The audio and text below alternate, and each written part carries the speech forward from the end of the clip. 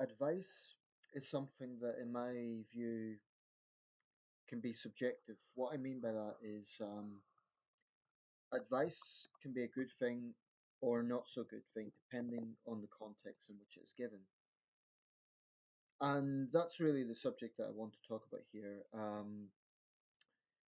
One thing that I find is quite often, I'm a very, I guess you could say, I'm quite an open person. I'm not particularly introverted. If I'm feeling something at a certain time, I tend to either show it or say it, and I'm fine with that. I can act when I need to, but in most real world scenarios, you don't need to. So I never, if I'm feeling like shit and someone asks how are you, I'm not going to lie to them. Some people do that. Some people say I'm fine, I'm fine. Maybe because they don't want to talk about the problem, maybe because they don't think it would help, or maybe because they don't want the attention. But for me, if someone says how are you and I'm feeling bad at a particular time, I'm going to tell them that. Not for attention, not because I want them to feel sorry for me, but simply because it is honest. If I'm not feeling good, I'm not going to pretend that I am. Likewise, if I'm feeling good, I'm going to express that as well. Some people may think that because I'm honest about problems that I face, or at least about problems in general, I'm a pessimistic person. I don't actually think I am, because I think that pure pessimism would be everything is bad, everything is terrible, and I really, really don't have that mindset. I think there's a lot of good things out there. There's good things in my own life, even though this is not a particularly easy time for me. But I don't think I'm a particularly pessimistic person. Honestly, I couldn't say I'm also optimistic either, but I'm somewhere in the middle, which I think is probably most people. Um, I think that when people express themselves, certainly there are times when they really are reaching out for help. And you get people who are going through serious depression, and in some cases, it might well be a call for help. Might even That person might even have suicidal tendencies. This is something I can relate to, and I think it's something that people need to understand, that there is a difference between attention seeking and someone who's genuinely calling out for help.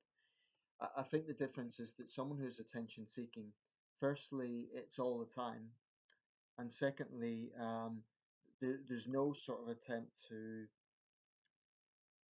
be aware of that in any sense, in the sense of there's no inhibitions at all in terms of being aware of how it comes across. And what we need to remember is that we all, no matter how tough someone thinks they are, no matter how thick skinned someone thinks they are, we all have a breaking point. No one should assume that they're above the effects of, say, chronic depression. Um, but not to go off on a tangent, this isn't meant to be a video about depression. I'm just using it as an example because sometimes people need to express how they are feeling. Now, on social media, I'm pretty active on social media. I use Facebook. I use Chinese sites like Weibo, which is quite similar, just a place for people to post their feelings. I'm quite expressive. Now, sometimes it's just because I'm particularly frustrated about an issue and I simply want to vent it out. I view my Facebook page as my sort of open diary. Now, there are certain things I would not say on Facebook and I would not say publicly. So I'm not like, throwing out my dirty laundry for everyone to see. But when it comes to issues of opinions, when it comes to how I'm feeling about a particular social issue or about my own sentiments at a given time, I tend to be pretty upfront about that. And sometimes there's a response. I'm referring to my own situation here, but it's something I notice generally. When people are open, it can be a double edged sword because, on one hand, I feel that closing everything up, bottling it all up can be detrimental because at some point that is going to explode through. You can hold that all to yourself. And I find I've known people who on the surface are very calm, but then one day they just snap and they go off it for no reason. And these are not people who would be seen as angry people. And I think it's basically that the balance hasn't been, well, it hasn't been balanced. They've held everything in for so long that something just snaps them. So for that reason, I don't think it's unhealthy to open up. I think it can be pretty healthy actually. Of course, there's the other extreme of always opening up and not kind of being assertive enough to understand that certain people are going to take things in a certain way. Um, but when it comes to the issue of advice, I think that, I mean, speaking from my own values, I never impose advice on anyone. If someone is specifically asking, I mean, if I see a friend and they're clearly distressed about something or they're clearly upset, of course I'll be concerned and of course I'll wish them well and say that they can talk to me if they want to. Um, and of course, that's just incense smoke, by the way, if you're wondering. And of course, there's times that people are actually looking for advice. It could be a practical thing. I'm not just talking psychological. It could be maybe they need advice on some technical problem they're having. Maybe they need advice on how to go about something. I don't know, a particular service. Could be some sort of civic service or transport service or whatever. So there's times, advice is not a bad thing. It can definitely have its place, especially when people are specifically saying that they need some secondary information or further information.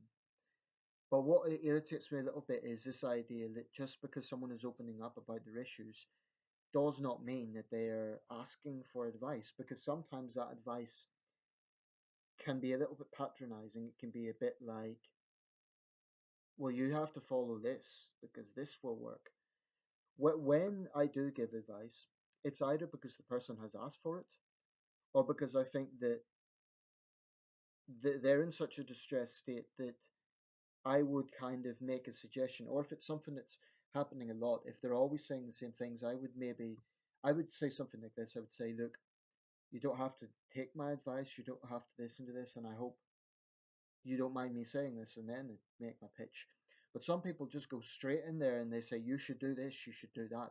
And there's a very fine line between giving advice with good intentions and just being a bit condescending, telling people what to do. It may have worked for you, but it may not work for everyone. People are different. So people need to bear that in mind. Just because someone is opening up doesn't mean they're necessarily wanting you to, and by you, I just mean people, to tell them what to do. There may be times that is helpful, but I've had that a few times when I've opened up, and I don't regret opening up, but it is a little bit irritating when people then respond, "Oh, you should do this or you should do that," or "Don't be so negative." If someone wants to vent about something, let them, because we all do it.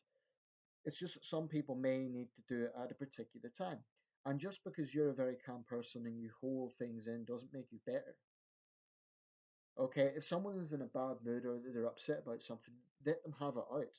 Unless they're hurting other people, then let them have it out.